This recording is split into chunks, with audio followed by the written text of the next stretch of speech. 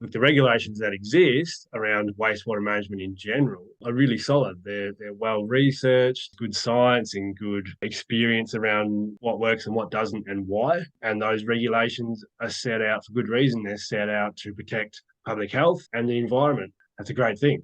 Where it falls down a little bit in the tiny home space, the regulations that do exist were written before tiny homes were really a thing. What the result of that is it's not scalable. The principles around the regulations are great. The purpose around the regulations is great, but we can't currently, with the regulations that do exist, scale that down to suit the small scale stuff that people are doing in a tiny home.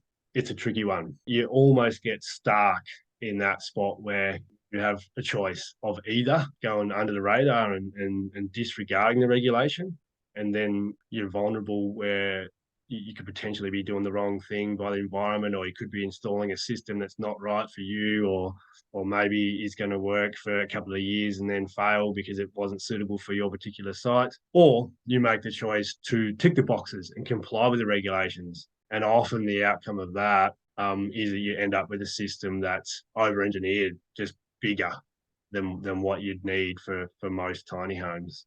Regulations will change over time, and I think there's the beginnings of regulatory authorities recognizing this issue and trying to make changes to make tiny home living more accessible, but it's a long way off, I reckon, anyway.